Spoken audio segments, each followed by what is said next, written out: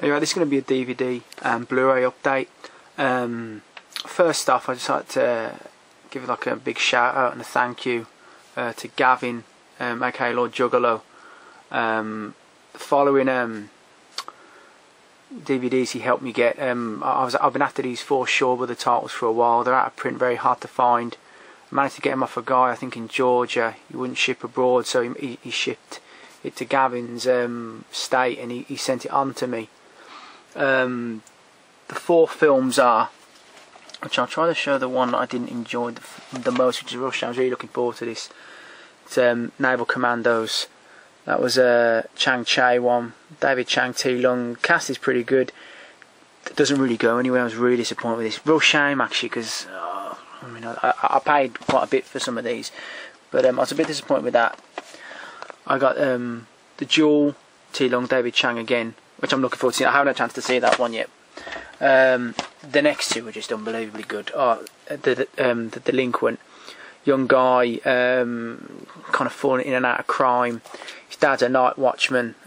These gangsters eventually kill the dad, and he goes on the warpath. The ending is absolutely amazing. This is Chang Chai and Kui Chi Hung. I think this is both directed. This Wang Chung is amazing in this. He's so good. That is a really good film, and this one was even better, which was really hard because that one was so great. What Price Honesty. I think this is in the 19th century, I would say. Danny Lee's in this one. Lo Lai plays a bad guy yet again. Pei Pao, I think that's him there. I think he's out of Big Trouble in Little China, but he's been in a lot of these. Really good film. Real surprise at the end. Great violence. Oh, there's some gorgeous violence in this. This was one of the strongest Shaw Brothers ones I've seen. Level of acting in this is fantastic. This is one great film. And then, if that wasn't enough, you know, him sending me this, Gavin, he included this as an extra, which he didn't have to do, mate. It really is incredibly generous. He included the XT video release of Cannibal Holocaust. Mate, you really didn't have to include that. It's extremely generous, and I've already said, you know, there's a package on the way, because I want to show the inside of this, because you know it comes with that. Because I've got the Dr. Lamb one, which I can't seem to locate there. I think it's by Mario Bava. I'll show the inside of it. I think I can show the inside of this. I don't think there's too much. I think everyone's seen it. I mean, I love the film. I mean, it's just a shame on, you know, certain bits, you know, like animal cruelty and stuff like that. But it's you know, it is a great film. You can't deny it. I'm not one of those guys who would say it's like simple trash or anything, because it really isn't. There's one of the art cards. There's another one.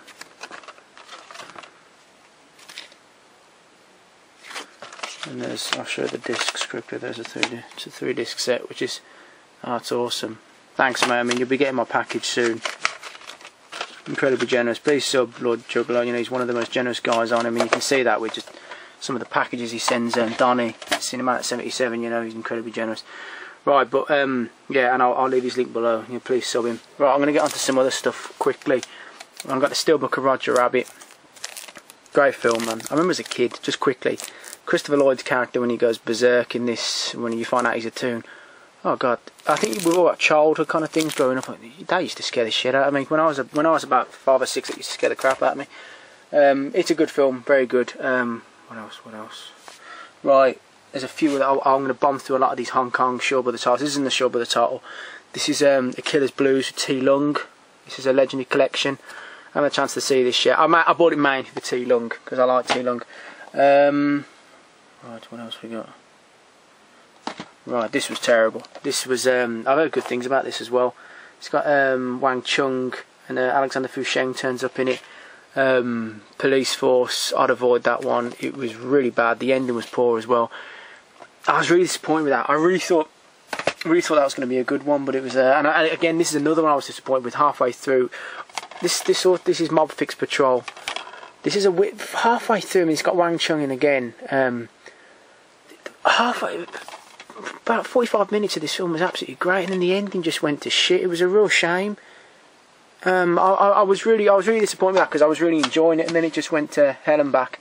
Right, this one was a good one, bro. This is Man of Iron, Shen Quan Tai, kind of a, not really a sequel. It's set around the same area of Box from Shantung. They show parts of Box from Shantung at the beginning to kind of set the mood. It's not as good as Box from Shantung, but the ending, you know, is satisfying. It's a good one. You know, bloody. You know, there's some good violence in there. It's a good one. And I like Shen Quan Tai. Really like him. Five Element Ninjas. I'm saving this one. I haven't had a chance to watch this one yet, but I hear this one is really gory. It's got the Venoms in. I hear this is their most kind of gory one. Right, talking of gore, God, this was absolutely fucking amazing. I'm happy to get this with a slipcover as well. Flying Guillotine, Shen Quan Tai again. Oh God, I can't imagine how many heads come off in this. Ku Feng, which I don't know how many Showbrother films he was in, hundreds it must have been. I think there must be at least, I'd say, 12 decapitations in this at the very least. The violence is wonderful. This is a great film. I also got the second film with T Lung and Ku Feng again playing a different role. Lo Lei's in a smaller role in this, and Wang Chung. I mean, it's got a good cast. It's good, but not as good as the first film. The ending seems a bit unsatisfying when T Lung, Wang Chung, and the female, I can't think of her name, when they're both kind of fighting Ku Feng. It doesn't really feel right. It's we're talking to Ku Feng, and this is Lo Lei. This is The Fugitive. This is unbelievable. This is a Shaw Brothers attempt at a western, and they do it very well. They rob loads of spaghetti western music in this. Sergio Leone must Sergio Leone, Ennio Morricone. They take the Man with the Harmonica Jewel music and then they use it for the showdowns in this, and it's great, bro. You're perfectly. I love that piece of music anyway, but I'm perfectly happy having it in this. This is a really good one. That's a really good film. Really enjoyed that. This is The Brothers with Danny Lee, and I'm not sure who that guy is. Is it Liu Young? Ku Feng's in this one again. It's alright. There's a decent ending to it. It's a bit slow in places, but you know, it's a pretty solid one. Now, this one was unbelievable. This is where Shaw Brothers was kind of a lot more nasty in the early 80s. This is Brothers from the Walled City. Oh, this is really nasty. The beginning of this is great because you've got two kids and they see the murder of their dad, and instead of crying about it, I mean, oh God, I think one's about 10, one's about 8. They run after the killer and brutally kill him, which was very entertaining. Got that guy in there. I don't know his name. He always plays a piece of shit, and he's great in this as well. Really strong level of acting.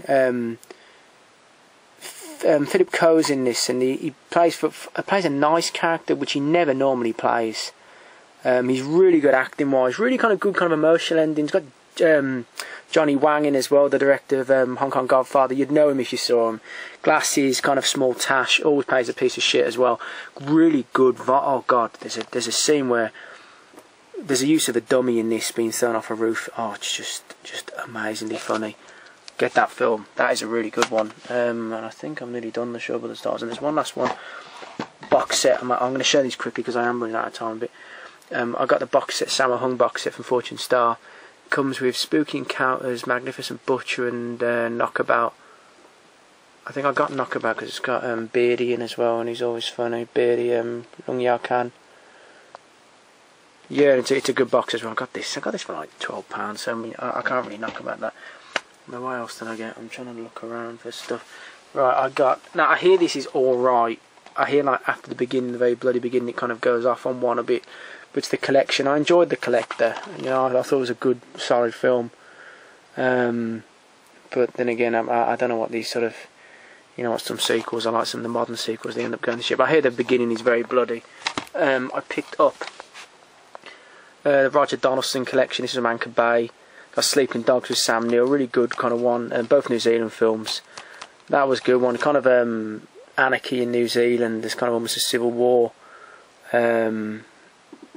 Warren Oates turns up in it for some reason, and he's pretty good in it. Smash Palace for Bruno Lawrence is really good. Christ, it's about a racing car driver who's his wife's having an affair, and she takes the kid, and she basically stops him from seeing the kid. I can't begin to tell you, his wife is such a cunt in this film.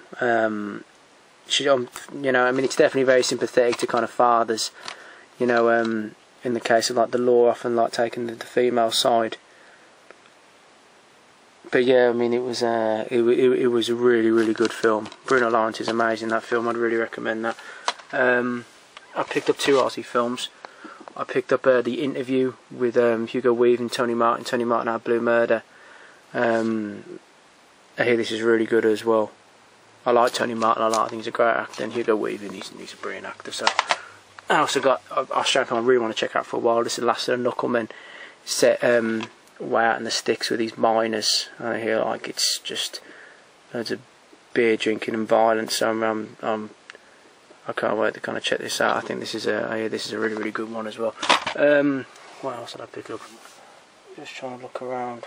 Right, I picked up on Blu-ray. This is the Olive release of Julius Caesar. This is a really, really good film. Really, really great picture quality on this as well. Charlton Heston as Mark Antony is amazing. You don't see much of John Gielgud as Caesar, but the assassination is pretty horrible.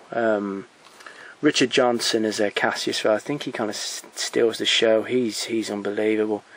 But the problem is Jason Robard as Brutus. He's terribly wooden. At times when it gets a bit more kind of feisty, his acting is a bit better. But for the most part, you can tell he's not familiar with kind of the Shakespearean dialogue, and it kind of suffers for it. Christopher Lee turns up in a small role in this. Robert Vaughn. You can tell this film was probably heavily edited because.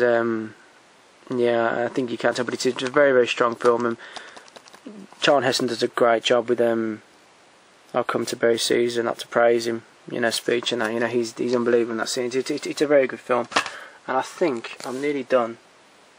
No, oh god, I've got one more. Hang on a sec. Right, 2 more. I'm trying to try these because I'm running out of power. Right, I've got a prison film called Short Eyes. Right, it's about a child molester. What's his name? Bruce Davison. He gets sent to jail. I think this is where is this? Manhattan's infamous detention centre. So it's a detention centre, and it kind of. I think at first you must think he's either a crime he hasn't done, or he's maybe done it the once and he's kind of sorry for it. But there's a scene he has with what actor is it? I'm trying to find his name. A Latino actor, it's that guy there.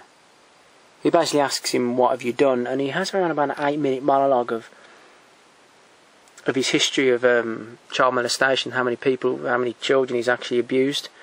It's amazing acting. It's one of those scenes where I almost had to have a pillow across my face because I just couldn't watch some of the stuff he was coming out with. When he was coming out with like, I knew their habits. I'd go to like the cinema and prime children, you know, and blacks and Puerto Ricans would be the easiest and that, and you can see this guy and he's got his head in his hands. At one point he says, you know, why are you telling me this, you know, and you're almost like, you know, agreeing with him. It's an unbelievable film. I really think this prison film had a lot of influence on ours, definitely. Curtis Mayfield turns up in this good acting as well. You don't really see him in much, but you know what he does a good job of it. It's really one of the strongest prison films I've ever seen, and I've seen a lot of them. It's brilliant. His acting in that scene is unbelievable. And last but not least, I'm going to try to show. I'm running out of power, so I really want to show this off. This is the Walmart exclusive of The Hobbit. I got that thing there. There's Richard Armitage, Thorn Oakenshield, and this is the Digibook. Now, I'm a massive. I'm not just Lord of the Rings fan. You know, I'm a Tolkien kind of nut. I'm a massive fan of the books. I love the film.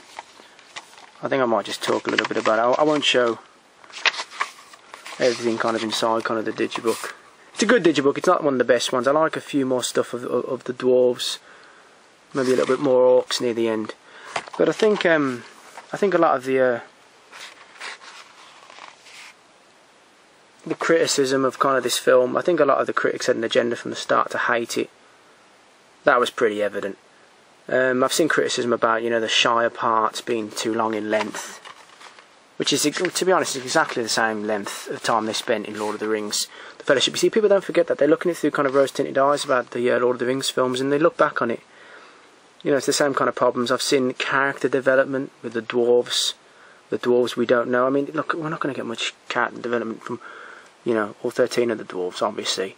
But, you know, we never really knew kind of Merry and Pippin that well until kind of later films. And, you know, extended editions kind of fleshed them out, which they're going to do in these films. I think they did a pretty good job of most of the dwarves. Maybe, you know, apart from, say, Bomber and Norrie, you know, and, you know, maybe Biffa. But, you know, I think, you know, it did a great job. I thought the acting was fantastic.